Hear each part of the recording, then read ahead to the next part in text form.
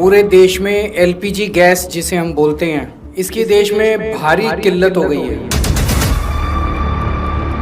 हमारे देश में जितनी एलपीजी की खपत है 60% इंपोर्ट होता है और उस 60% इंपोर्ट का 90% स्ट्रेट ऑफ हर्मुज से आता है और स्टेट ऑफ हर्मुज इंडिया के लिए बंद हो गया, तो 90% इंपोर्ट्स कम हो गए हैं। इसका सबसे ज्यादा खामियाजा इस वक्त इमीडिएटली रेस्टोरेंट्स और होटल बर्दाश्त कर रहे हैं। इसकी वजह से अब मुंबई में 20% होटल और रेस्टोरेंट बंद हो चुके हैं और लगभग अगले 2 दिन के अंदर 50% रेस्टोरेंट और होटल बंद होने जा रहे हैं। तमिलनाडु में लगभग 10,000 होटल बंद होने की कगार पे हैं। पंजाब और दिल्ली एनसीआर में हजारों होटल और रेस्टोरेंट्स आने वाले कुछ दिनों के अंदर बंद होने जा रहे हैं। और इसी तरह की कहानियां बेंगलोर, हैदराबाद, पश्चिम बंगाल, छत्तीसगढ़, हरियाणा, बिहार सब जगह से आ रही हैं। पूरे देश में इससे 1 करोड़ से ज्यादा लोगों के एकदम से बेरोजगार हो जाने की आशंका है और इतने बड़े स्तर पे अगर लोग बेरोजगार हो गए तो क्या स्थिति होगी हम सोच सकते हैं। हमें ये समझना पड़ेगा ये क्यों हो रहा है। ये हो रहा है क्योंकि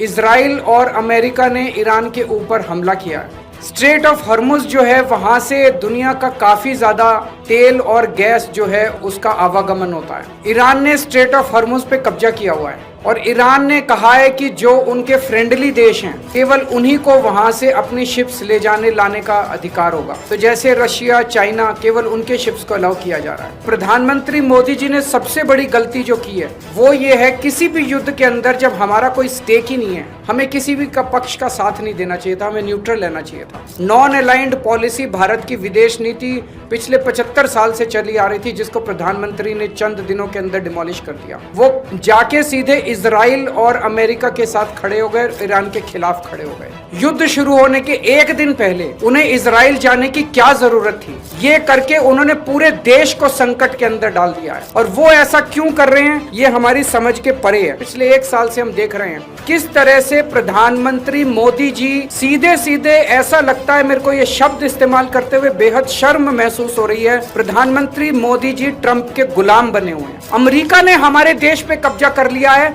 क्योंकि एक तरह से हमारे देश का प्रधानमंत्री कमजोर है, उसको ब्लैकमेल किया जा रहा है। प्रधानमंत्री को किस वजह से ब्लैकमेल किया जा रहा है? एक एक देशवासी का खून खौल रहा है इस टाइम।